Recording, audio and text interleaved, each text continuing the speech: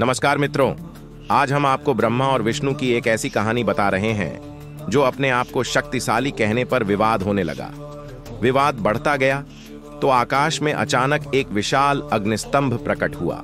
यह स्तंभ अनंत था, न उसका कोई आदि था न अंत। दोनों देवताओं ने यह समझ लिया कि यह कोई साधारण घटना नहीं है और वे इसे समझने के लिए उत्सुक हो उठे।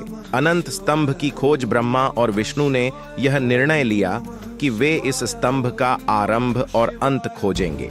ब्रह्मा ने ऊपर की दिशा में उड़ान भरने का निर्णय लिया, जबकि विष्णु ने नीचे की दिशा में जाकर इसका अंत खोजने का निश्चय किया।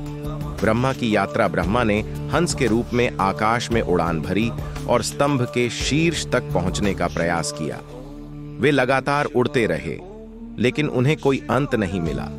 अंततः उन्होंने एक केतकी फूल को देखा जो आकाश से गिर रहा था। ब्रह्मा ने उस फूल से पूछा कि वह कहां से आया है। केतकी ने बताया कि वह इस स्तंभ के शीर्ष से आ रहा है। ब्रह्मा ने उस फूल को गवाह बनाकर कहा कि उन्होंने स्तंभ का अंत देख लिया है और वह फूल उनकी गवाही देगा।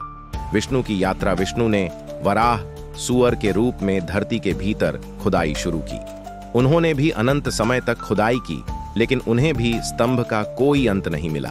विष्णु ने समझ लिया कि यह स्तंभ अनंत है और इसके अंत तक पहुंचना असंभव है। वे थक कर लौट आए और शिव के आगे अपनी असमर्थता स्वीकार कर ली। सत्य का उद्घाटन जब दोनों देवता वापस आए तो ब्रह्मा ने केतकी फूल के साथ झूठी गवाही दी कि उन्होंने स्तंभ का अंत देख लिया है। विष्णु ने अपनी असफलता को स्वीकार किया और शिव के समक्ष अपना सिर झुका दिया। तभी अचानक शिव ने उस अनंत स्तंभ के मध्य से एक ज्योतिर्मय रूप में प्रकट होकर ब्रह्मा और केतकी फूल के झूठ का पर्दाफाश किया। परिणाम, शिव ने ब्रह्मा के इस झूठ के लिए उन्हें श्राप दिया कि उन्हें पूजा नहीं जाएगा, और केतकी के फूल को भी श्राप मिला कि वह किसी भी धार्मिक अनुष्ठान में उपयोग नहीं किया जाएगा। विष्णु के सत्य और समर्पण के कारण शिव ने उन्हें आशीर्वाद दिया और कहा कि वे सदा पूज्य रहेंगे। कहानी का अर्थ, इस कहानी का गहरा अर्थ है। यह हमें सिखाती है कि अहंकार और झूठ के स्थान पर सत्य और समर्पण को प्राथमिकता दी जानी चाहिए।